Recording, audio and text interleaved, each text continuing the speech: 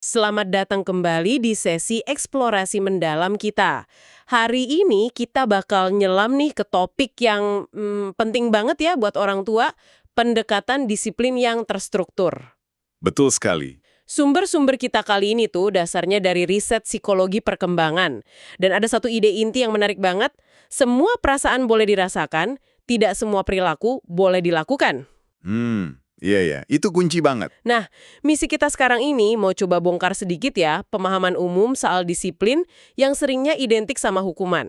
Kita mau lihat ini sebagai proses ngajar, proses bimbingan yang penuh koneksi. Setuju. Fokusnya gimana kita bisa misahin antara apa yang anak rasain sama apa yang mereka lakuin. Ini penting buat mereka ya, buat kita juga sebagai orang tua. Oke, siap ya? Mari kita kupas tuntas ini. Siap. Menarik banget sih kalau kita mulai dari akarnya dulu ya. Kata disiplin itu kan seringnya langsung connect di kepala kita sama hukuman gitu, konsekuensi negatif. Iya, langsung gitu mikirnya. Padahal aslinya dari bahasa Latin, disiplina itu artinya justru mengajar atau membimbing. Beda banget kan perspektifnya? Oh, gitu ya. Mengajar, bukan menghukum. Betul. Jadi tujuan utamanya disiplin yang efektif itu bukan bikin anak nurut karena takut, tapi bantu anak-anak kita belajar ngelola diri sendiri. Regulasi diri itu ya? Iya, regulasi diri. Dan gimana milih tindakan yang bijaksana di berbagai situasi. Itu bedanya gede banget sama sekedar bikin anak nurut. Wah, ini penting banget sih. Jadi bukan cuma soal kepatuhan sesaat. Jauh. Dan ini didukung banget sama riset loh. Penelitian tuh nunjukin terus kalau hukuman, apalagi yang fisik ya, itu nggak efektif buat perubahan perilaku jangka panjang. Nggak ngefek ya? Malah seringnya dosis hukumannya perlu naik terus biar efeknya sama. Dan yang paling bahaya, bisa ngerusak hubungan kita sama anak. Waduh, Nah, sebaliknya, disiplin yang fokus yang ngajar, yang dilakuin pakai koneksi, itu malah bangun dan nguatin ikatan emosional. Kita jadi kayak tim sama anak, bukan lawan. oke. Jadi kita membimbing mereka. Nah, fondasinya tadi, prinsip semua perasaan boleh dirasakan, tidak semua perilaku boleh dilakukan. Kayaknya ini bisa jadi mantra gitu ya buat kita. Bisa banget. Mungkin semacam kode sandi gitu pas kita lagi panas nih lihat kelakuan anak. Persis. Ini jantungnya pendekatan ini. Prinsip ini bantu kita dan anak misahin dua hal krusial.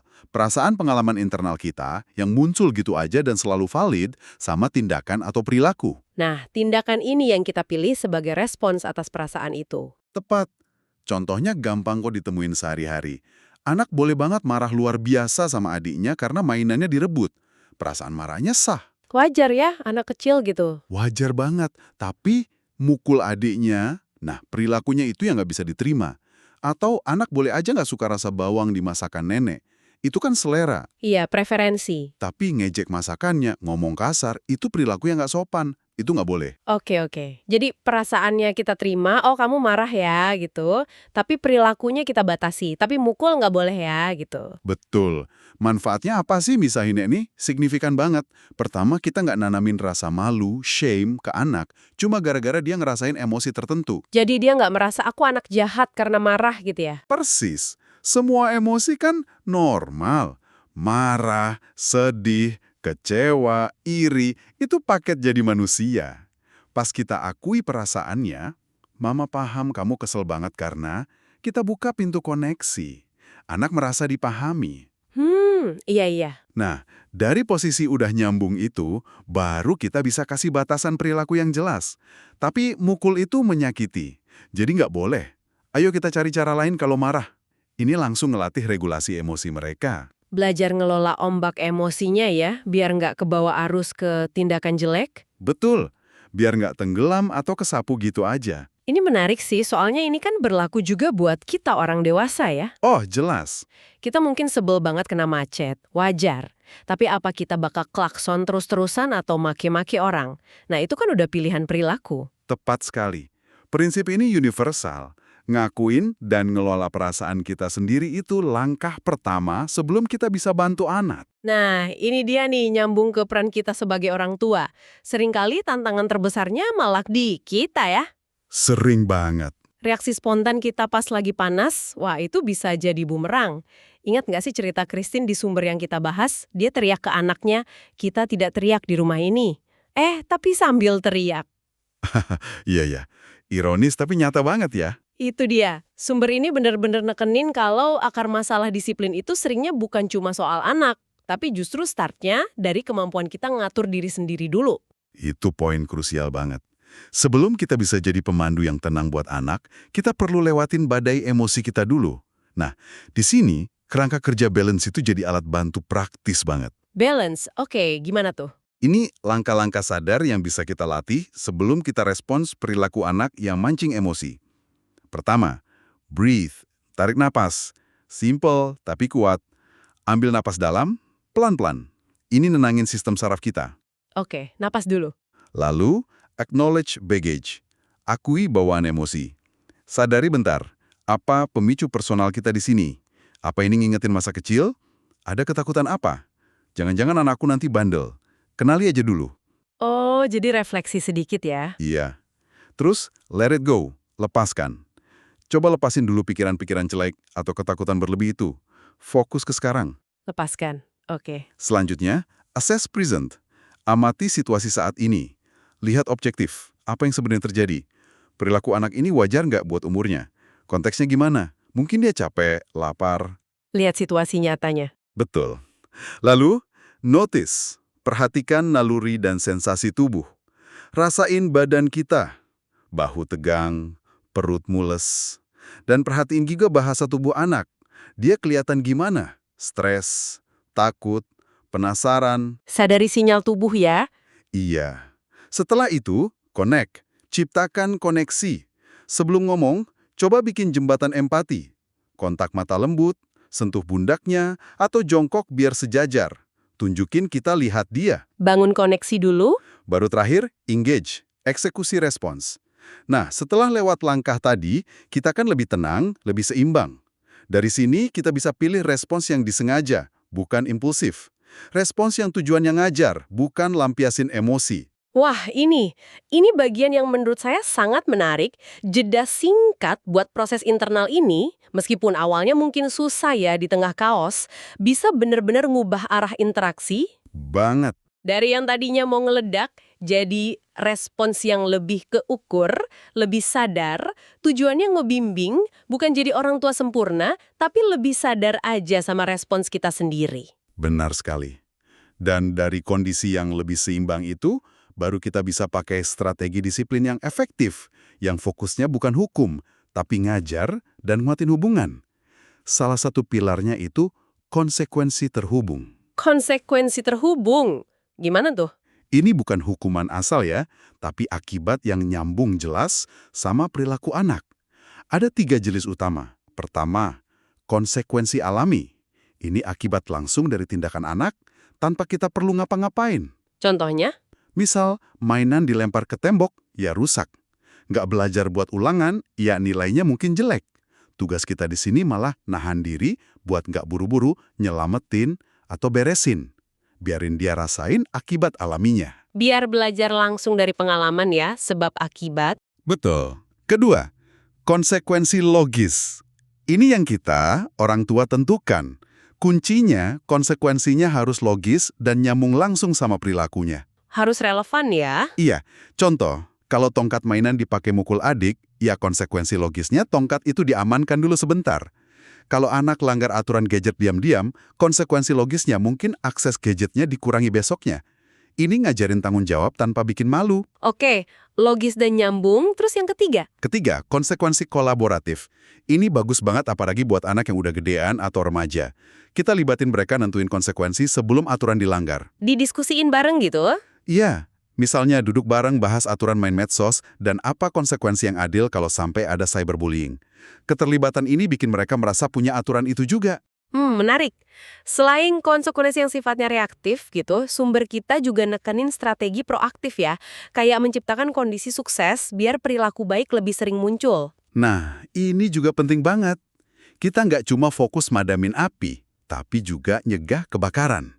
Salah satunya itu menangkap momen anak berbuat baik. Catch them being good. Iya, seringnya kita fokus ke kesalahan mulu.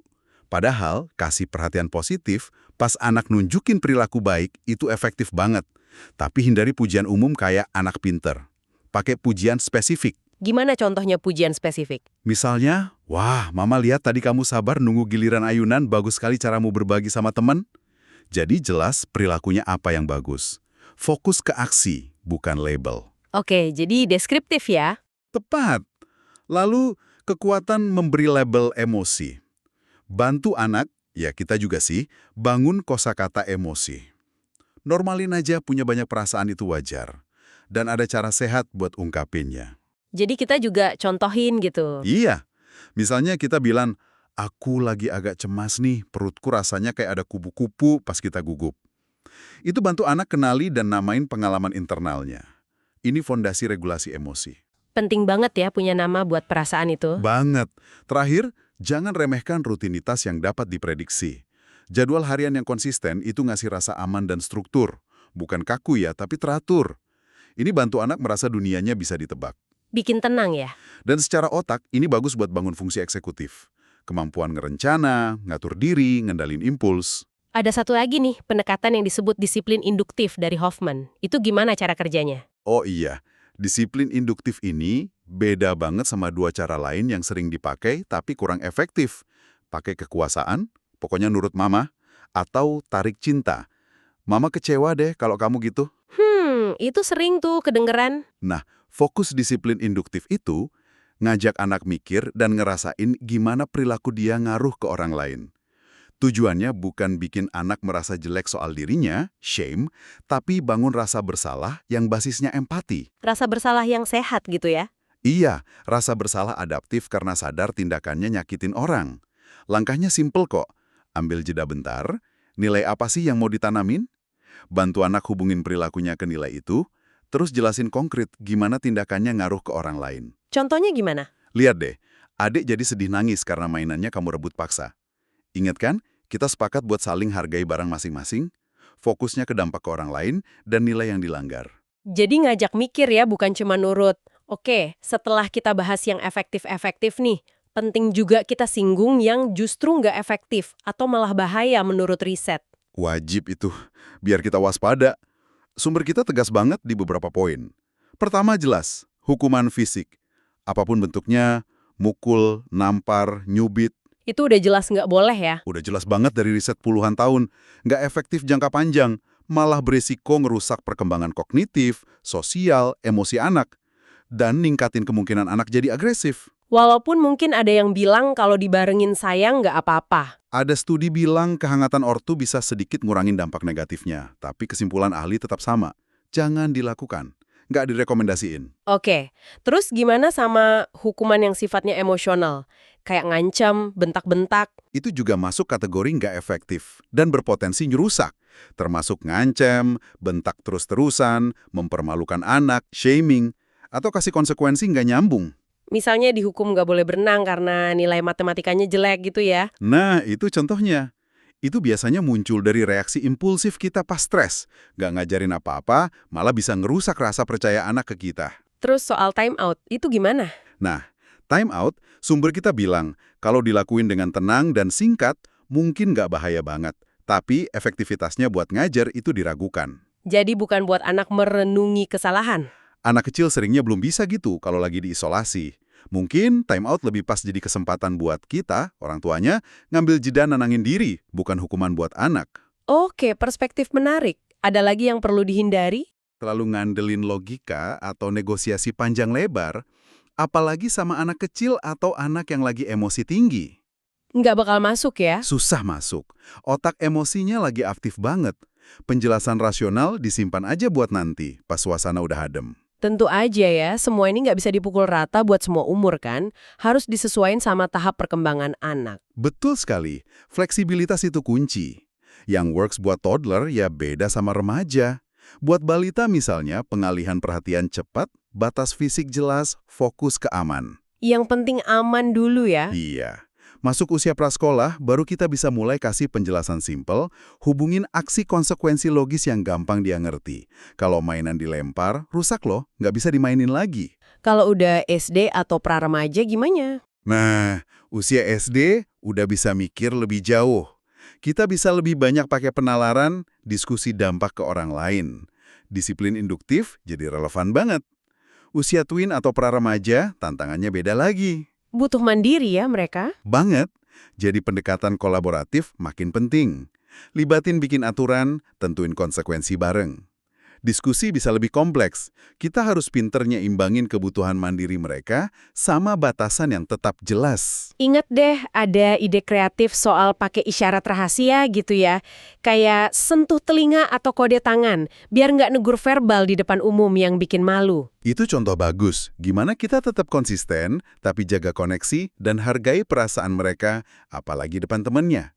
Kreatif itu perlu. Jadi, kalau kita tarik benang merahnya nih ya, intinya, disiplin efektif itu lahir dari koneksi, ketenangan, kesadaran diri kita. Bukan soal menang-menangan atau lampiasin emosi, Betul. tapi bimbing anak dari momen ke momen. Dan balik lagi ke jangkar tadi, semua perasaan boleh, tapi nggak semua perilaku bisa diterima. Ini investasi jangka panjang. Anda ngerangkumnya bagus banget. Ini bukan cuma stop perilaku jelek sekarang, tapi bantu anak bangun kompas moral internal, kemampuan kelola emosi, skill problem solving sehat, bekal seumur hidup. Dan hubungan kita sama anak itu kuat ya. Ada istilah keretakan dan perbaikan. Penting banget itu, rupture and repair. Kita pasti bikin salah kok. Nggak ada orang tua sempurna. Tapi justru pas kita ngaku salah, minta maaf, benerin hubungan setelah konflik, itu sering jadi perekat terkuat. Pelajaran berharga buat anak soal hubungan. Oke, sebagai penutup nih, saya mau tinggalin satu pertanyaan buat Anda para pendengar. Kalau disiplin itu intinya mengajar anak, pelajaran berharga apa yang justru Anda pelajari tentang diri Anda sendiri sabar, pemicu emosi Anda, kapasitas Anda buat tumbuh pas lagi lewatin momen-momen sulit pengasuhan ini. Karena seringnya pertumbuhan kita jalan bareng sama pertumbuhan anak kita. Terima kasih sudah menyimak eksplorasi mendalam kita kali ini.